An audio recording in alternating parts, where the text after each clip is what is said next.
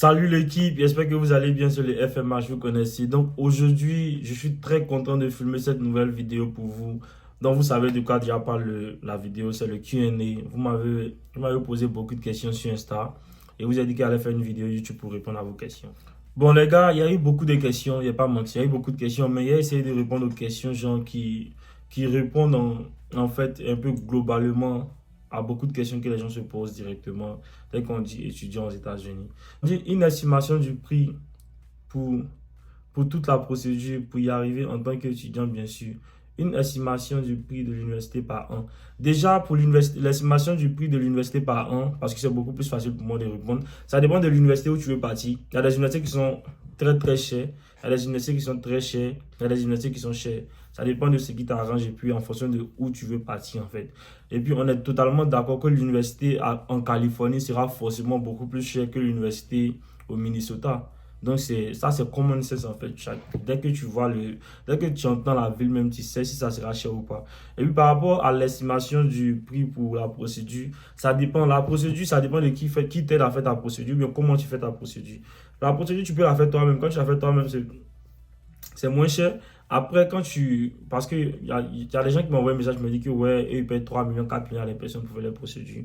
Après, si c'est ce que le gars prend, moi, il ne peut pas dire que c'est beaucoup ou pas. Après, ça dépend, ça varie de la personne avec qui tu traites pour faire ta démarche. C'est ça, en fait.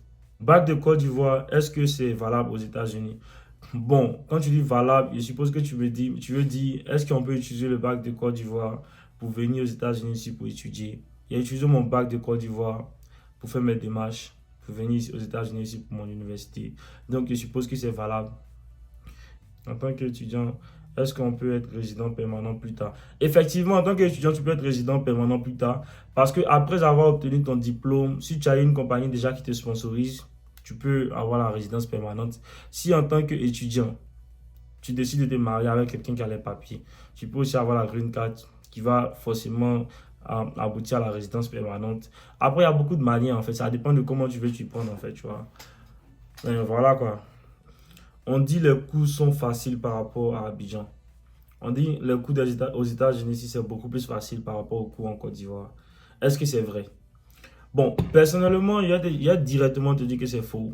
Parce que je pense que les coûts ici sont pas plus faciles que les coûts à Abidjan.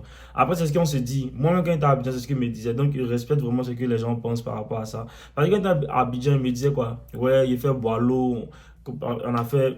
Qui n'a pas bossé les leçons d'histoire en terminale? Plus de combien de 200, plus de 200 pages de Boileau. Si tu as pu faire ça, donc tu te dis forcément que tu es prêt à tout, en fait, tu vois.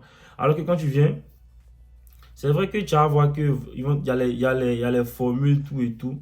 Mais je dis bien, même quand on te dit que tu pourras avoir ton livre pendant l'examen, comment tu te fais des amis?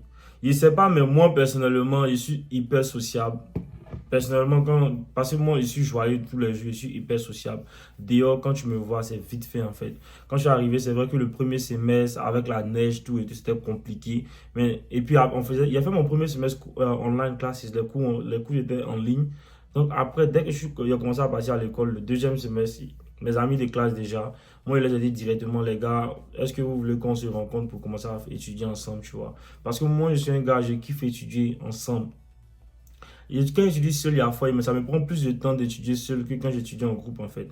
Voilà, donc il les ai proposé ça. Il y a des gens qui étaient d'accord. À ce qui paraît, il y a des gens même qui déjà étudiaient déjà en groupe. Donc j'ai juste join leur bonnier et puis on a commencé à étudier en groupe. Au fil du temps, voilà. On est devenus amis, tout et tout. Voilà quoi. C'est vite fait. Moi, personnellement, c'est pas un problème. Après, il y a des gens qui sont pas du tout sociables. Il y a des gens qui vont faire des années ici, ils n'auront pas vraiment d'amis, à part leurs anciens amis. C'est vrai que moi, il y a des amis ivoiriens ici. Mais quand tu dis amis, je suppose que tu parles des gens, des amis de classe ou bien des amis d'école, des amis en rapport avec la filière que je suis, n'est-ce pas? Sinon, si c'est des amis ivoiriens, j'ai beaucoup d'amis ivoiriens qui sont ici. Mais après, c'était pas ça l'objectif principal, en fait, tu vois. C'était un peu ça. Je veux tout savoir sur les scholarships. Scholarship, pour ceux qui ne connaissent pas, c'est bourse, mais je suis sûr que tout le monde connaît scholarship. J'espère que tu vas me répondre, s'il te plaît. Il y a des réponses, mais le problème, c'est que quand tu me dis que tu veux tout savoir sur scholarship, moi-même, je ne sais pas tout sur scholarship. Après, si tu connais plus que moi, si en ce moment, on voyait appliquer, parce que moi, je suis là, c'est mes parents qui paient mes études. C'est vrai que je bénéficie d'une certaine bourse à l'école ici, mais ça dépend des universités en fait. C'est pas toutes les universités qui offrent ce genre de bourse en fait. Donc, concernant les scholarships, je connais rien en fait. Je voulais passer je voulais passer la question, mais il me suis dit, attends de répondre, au moins tu sais que tu as répondu en fait. Sinon, j'ai vu ta question. Mais franchement, s'il y a beaucoup plus d'informations là-dessus, je vais te faire savoir sur TikTok ou bien sur YouTube en tout cas. Reste connecté. Mon, penses-tu que le fait de faire les cours... Attends, je ne comprends pas bien la question. Penses-tu que le fait que les cours soient en anglais les rend encore plus difficiles? Personnellement, je pense que l'anglais est super plus facile que le français. Donc, dès que tu commences à bien parler l'anglais et que tu comprends bien ce que c'est dit en classe et que les profs et tes amis disent, je pense que c'est super fluide en fait. Donc, l'anglais, c'est pas un obstacle. Après, Jean-Claude dit c'est pas un obstacle. Je veux dire, c'est pas un obstacle dans le sens où tu dois étudier en fait. Du moment où tu comprends des gens en fait. Et puis, c'est normal que nous, qui sommes nés soit en Côte d'Ivoire ou bien en Afrique, qui viennent d'un background parce qu'on on est d'origine française en fait, on parle français. Donc quand on vient là, c'est vrai que ça sera beaucoup plus compliqué pour nous parce qu'il y aura forcément des mots que tu vas pas savoir, ça veut dire quoi. Mais en sens global, c'est vite fait en fait, tu vois. Et puis c'est normal en fait parce qu'on est francophone en fait. C'est ça, c'est normal. C'est normal les gars. Bon, faut pas se mentir, il y a des questions que je voulais sauter. Mais cette question-là, je pense qu'elle répond en même temps et puis ça va finir. On me demande, les cours sont dispensés en anglais ou bien en français? C'est en anglais seulement. C'est vrai que aux États-Unis, si on peut dispenser cours en français. Même si on dispense, je ne sais pas. Mais moi, c'est que les cours sont dispensés en anglais ici à l'université. On dit comment tu fais pour bosser malgré la fatigue et être aussi fort à l'école. Déjà, je ne suis pas sûr que je suis fort à l'école. C'est vrai que je me débrouille bien, mais fort à l'école, non, c'est trop dit. Après, comment je fais pour bosser? Personnellement, comme je le dis toujours, moi, perso, je connais ma priorité, c'est les études. Tant qu'il ne finit pas d'étudier, il n'y a pas m'adonner à d'autres choses comme les réseaux ou un TikTok. Parce que je sais que mes parents payent cher pour les études. Il ne pas m'amuser comme ça, en fait, tu vois. Donc, il doit juste être on track pour leur donner le meilleur résultat possible. Ouais. Il est 2 heures, il commence à avoir sommeil. On dit, moi je suis étudiant en génie civil option hydraulique au Mali. Comment accéder? Quand tu dis comment accéder, je ne comprends pas. Quand je veux dire comment venir aux États-Unis, c'est ça. Déjà, pour venir aux États-Unis, tu fais juste l'admission. Tu as besoin de l'admission. Quand tu admis dans l'université, tu payes les frais de service. Et puis, tu commences à chercher rendez-vous sur le site de l'université, sur le site de l'ambassade. Et puis voilà, c'est vite fait en fait. Voilà, donc je ne sais pas exactement si tu veux que je te fasse les étapes, parce que dois faire une vidéo sur les étapes même en fait. L'admission consiste à quoi, comment on fait l'admission, tout et tout, tu vois. Donc il n'y a pas envie de me presser en fait pour pouvoir tout mettre ici, parce que ça ne va pas make sense en fait, pour vous en fait. Peux-tu nous raconter ton interview de visa? Mon interview de visa, c'était rapide, tranquille, mais il y a un questionnaire et je compte faire une vidéo là-dessus dans pas longtemps. Donc, parce que l'interview de visa est très important dans la démarche en fait.